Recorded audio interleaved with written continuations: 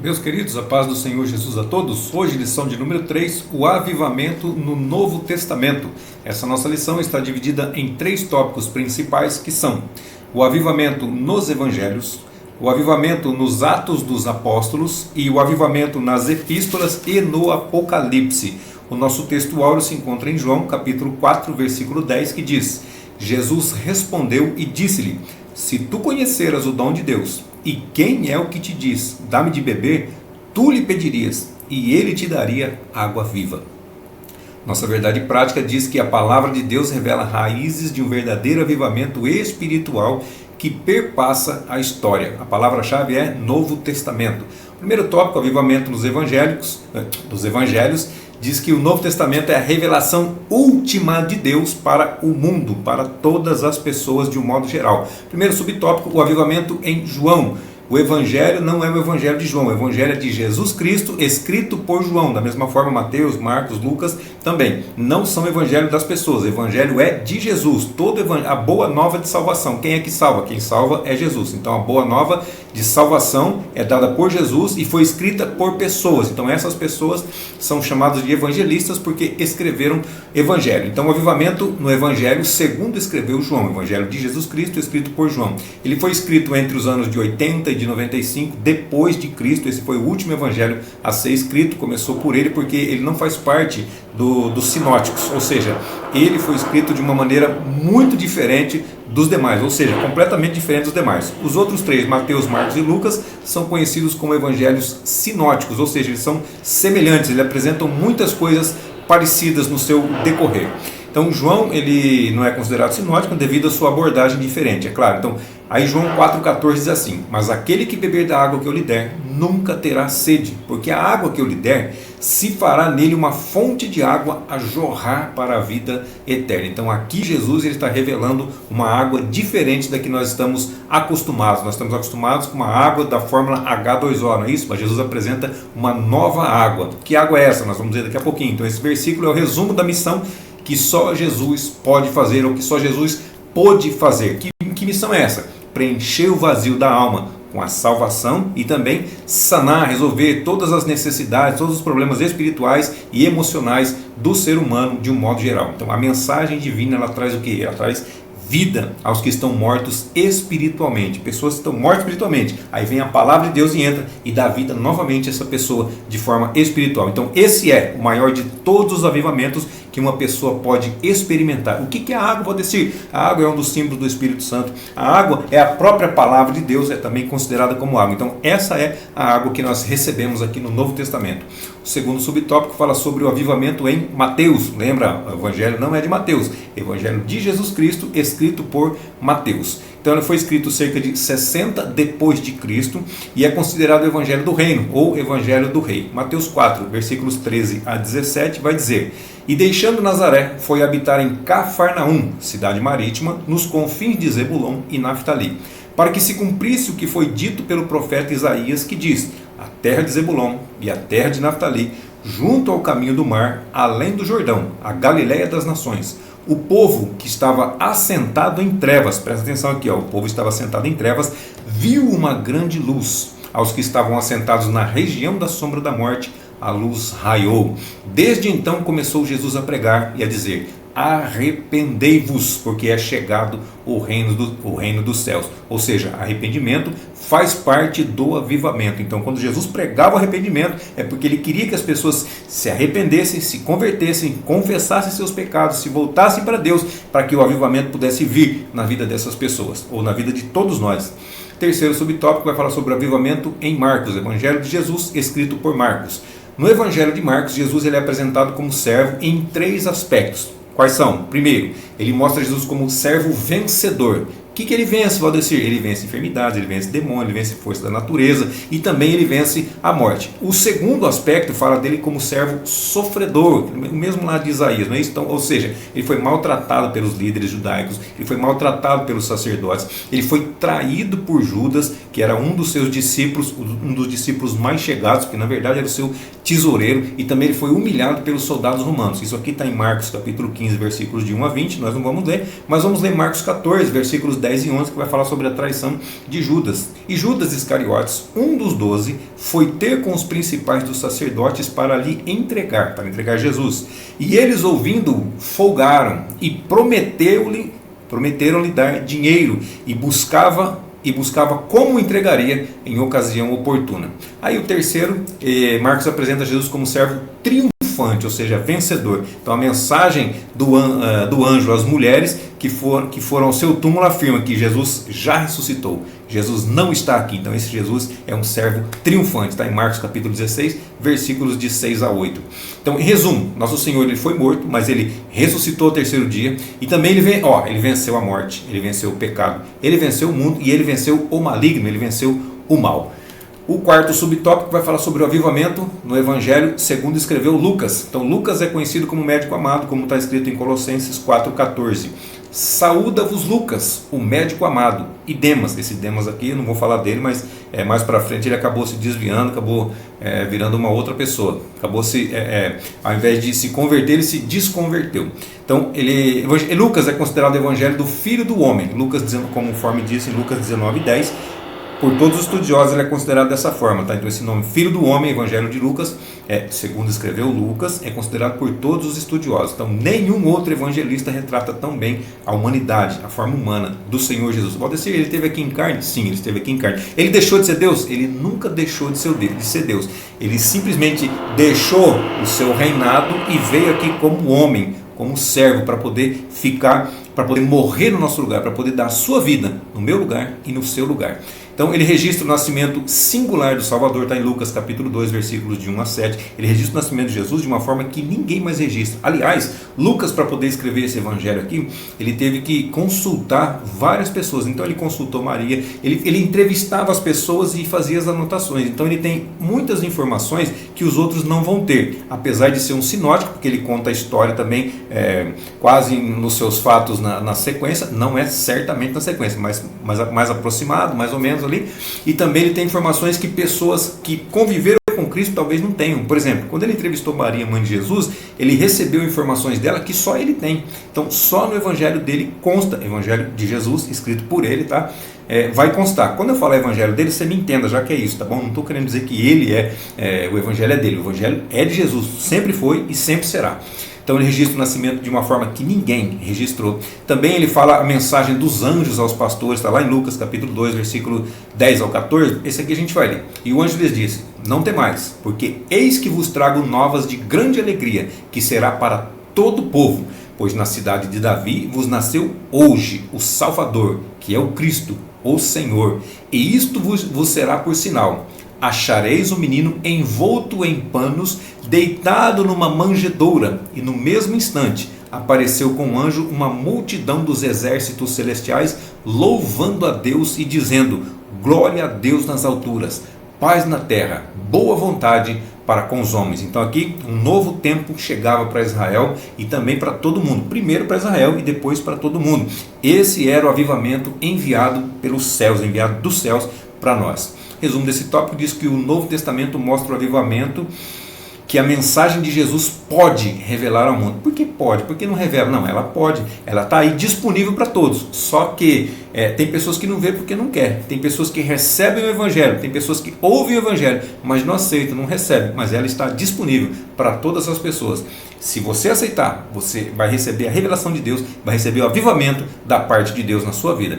Segundo o tópico, fala sobre o avivamento nos Atos dos Apóstolos, que é o livro histórico do Novo Testamento. O primeiro subtópico fala do avivamento na igreja primitiva. A palavra primitiva significa que é a primeira a existir. Então, avivamento lá na primeira igreja, lá na mãe de todas as igrejas. Então, no primeiro capítulo de Atos, Lucas Lucas escreveu o evangelho que leva o nome dele, e Lucas escreveu também Atos dos Apóstolos, ok? Isso aqui é o mesmo médico amado, tá bom? Então Lucas ele registra as palavras de Jesus quando da sua despedida, no momento que Jesus se despediu, lá em Atos 1:5, vocês serão batizados com o Espírito Santo não muito depois destes dias. São as palavras que Lucas deixou registrado aqui em Atos dos Apóstolos. Aí o cumprimento dessa promessa na vida da igreja seria o maior avivamento ocorrido em toda a história.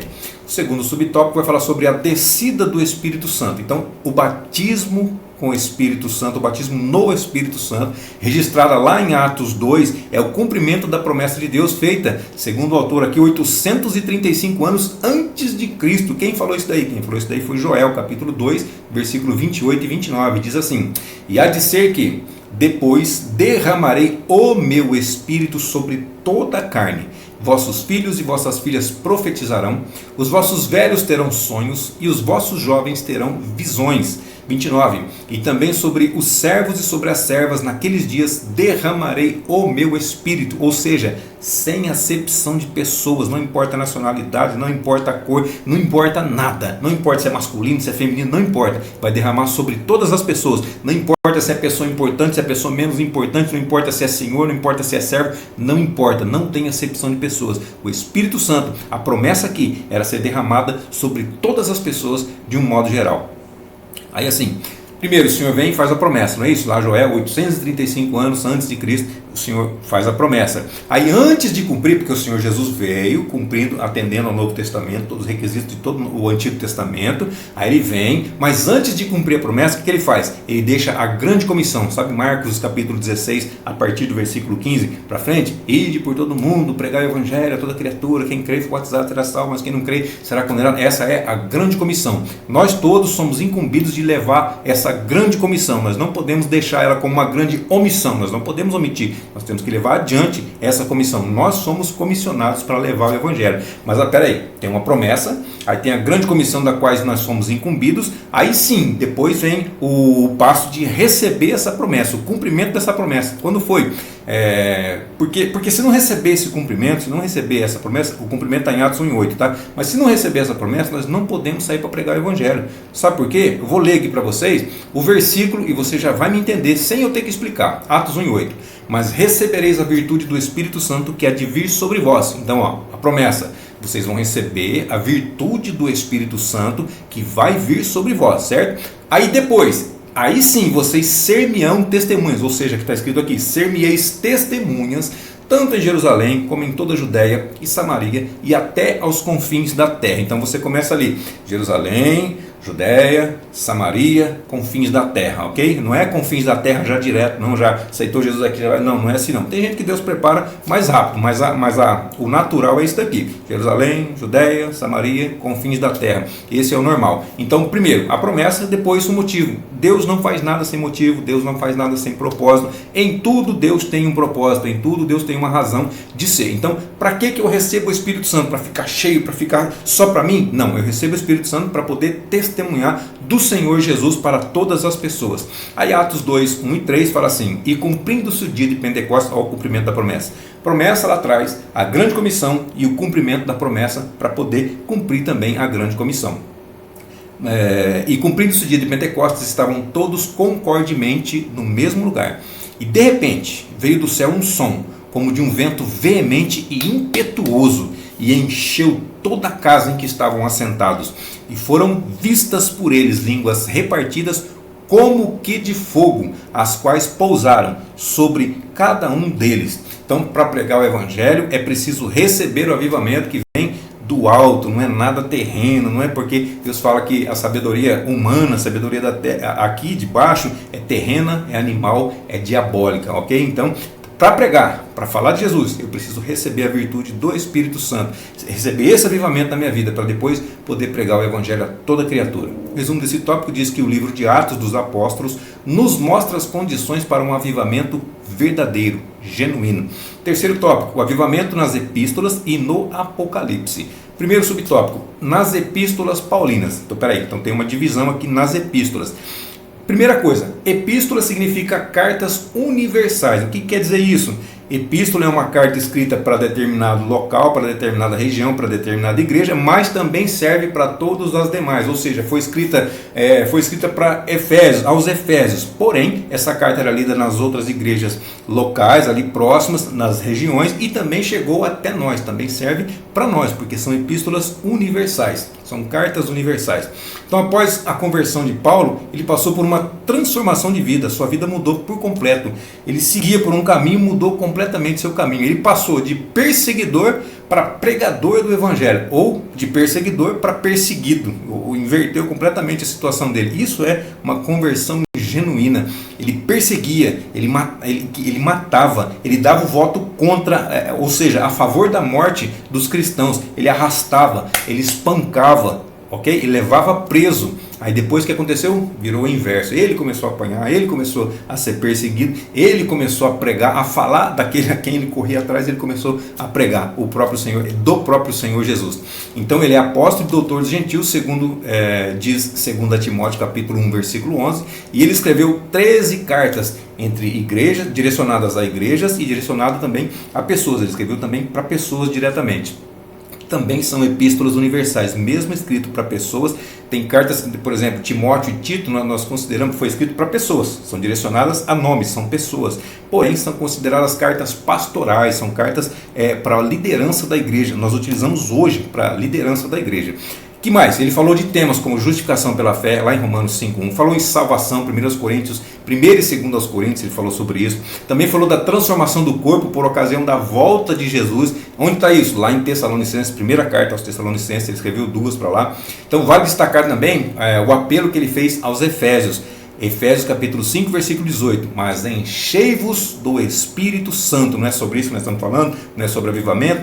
Para ter avivamento nós temos que estar cheios do Espírito Santo. Então esse apelo, ele vale também para os dias atuais, ou seja, sejam avivados, sejam cheios do Espírito Santo. O segundo subtópico vai falar nas epístolas gerais ou universais. O que são epístolas gerais? Epístolas gerais são aquelas que não foram escritas por Paulo, ou seja, que Paulo não escreveu. Elas totalizam 8, são Hebreus, Tiago, 1 e 2 de Pedro, 1, 2 e 3 de João e Judas, ok? Então são 8 epístolas gerais ou universais, como preferir. O que elas falam? Elas falam de princípios, elas falam da supremacia de Cristo, elas falam do valor da fé e da salvação, acompanhada de boas obras, porque não são as obras que salvam. Quem salva é a fé, a graça de Deus, a fé. Pela graça sois salvos por meio da fé. Isso não vem de vós, é dom de Deus, ok? As boas obras nos acompanham. As boas obras não são para ser salvos, as boas obras são para quem já é salvo. O que mais? O valor da santificação e do amor de Deus derramados nos nossos corações, ou nos corações de todos aqueles que são salvos. Então esses princípios apontam para uma vida cristã avivada. Todos esses princípios, todas essas epístolas apontam para isso daí, uma vida cristã avivada. Terceiro subtópico fala no livro de Apocalipse. Tem avivamento no livro de Apocalipse? Tem avivamento no livro de Apocalipse também. Então, o último livro da Bíblia a ser escrito, ele foi escrito de 90, 96 aproximadamente, depois de Cristo. Ele traz revelações singulares a respeito do fim dos tempos, ou dos fins dos tempos, né? Primeiro, revelação do Cristo glorificado. Ele vai falar sobre a revelação de coisas passadas, vai falar sobre a revelação de coisas em relação à igreja, do que vai acontecer com a igreja. Vamos ler aqui, revelação do Cristo glorificado, Apocalipse 1:1.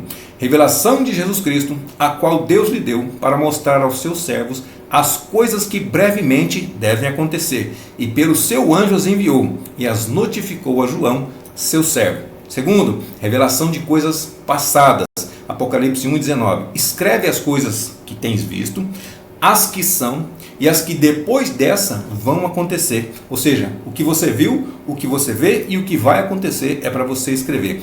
Terceiro, revelação de coisas em relação à igreja, Apocalipse capítulo 2 e o capítulo 3 inteiro, tá ok? Vai falar em relação às nações, vai falar sobre o arrebatamento da igreja, vai falar sobre o tribunal de Cristo, que é um tipo de juízo que os cristãos vão enfrentar, vão passar, todos aqueles que forem arrebatados vão passar por esse tribunal, vão passar por esse julgamento. Mas é julgamento para salvação, ou decir, não, é julgamento para galardão, julgamento para recompensa, porque você já está salvo, então você não vai ser julgado para ser salvo ou não, você já está salvo. As suas obras nesse caso serão julgadas, passarão pelo fogo, e se elas subsistirem, você vai receber recompensa por elas, ok? Então, segundo aos Coríntios capítulo 5, versículo 10 diz, porque todos devemos comparecer ante o tribunal de Cristo, para que cada um receba, segundo o que tiver feito por meio do corpo, ou bem ou mal. Então, se você fez mal, mas peraí, se eu fiz mal eu vou estar salvo, quer dizer que as suas obras foram de interesse próprio, é isso que está dizendo aqui, não que você era uma pessoa má, mas as suas obras, por exemplo, se você prega o evangelho, mas prega para se engrandecer,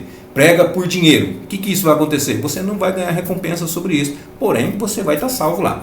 O quarto fala sobre a entrega dos galardões e também fala sobre as bodas do Cordeiro, Apocalipse 4 ao 22. Então, depois de 7 anos em que haverá grande tribulação aqui na terra, lá no céu vai ter o tribunal de Cristo e as bodas do Cordeiro vai estar acontecendo lá no céu, dentro do mesmo período de 7 anos. Vai estar acontecendo uma coisa lá no céu para aqueles que foram arrebatados, vai estar acontecendo outra coisa aqui na terra para aqueles que ficaram, ok? Dentro do mesmo período, dentro dos 7 anos. Então Jesus também vai voltar em glória e vai ser visto por todos os habitantes da terra. Logo depois desses 7 anos, Jesus, com todo o povo que está com ele, vai descer e vai voltar aqui na terra. E aí todo olho verá. Nesse momento sim, todo olho verá. Apocalipse 1:7 diz: eis que vem com as nuvens, e todo olho verá, até os mesmos que o transpassaram. E todas as tribos da terra se lamentarão sobre ele. Sim. Amém. Apocalipse 1:7, né?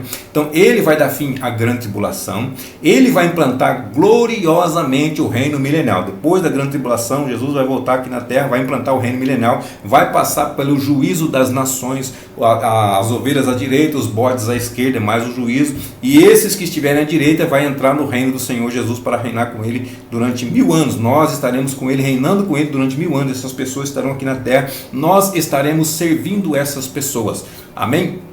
Então ele vai dar fim à grande tribulação, ele vai implantar o reino milenial, e nesse dia o mundo viverá maior avivamento da história que já existiu nesse momento. Vai ser alegria, vai ser gozo para alguns, mas para outros vai ser tristeza e dor. Então o resumo desse tópico diz que o avivamento também é encontrado nas epístolas e no Apocalipse. De fora a fora, de capa a capa, sempre tem resquícios de avivamento na Bíblia Sagrada. Todos os livros. Não tem, tem uns que falam mais, outros falam menos, mas todos eles falam sobre isso. A conclusão diz assim: o Novo Testamento ele é revelação de Deus para a sua igreja, para os seus escolhidos, para o seu povo, e também é mensagem de salvação para toda a humanidade, para todos aqueles que creem. Isso é avivamento. Amém? Deus abençoe sua vida, sua saúde, seu ministério, sua família, seu lar, suas finanças, e até a nossa próxima aula, se assim Deus nos permitir.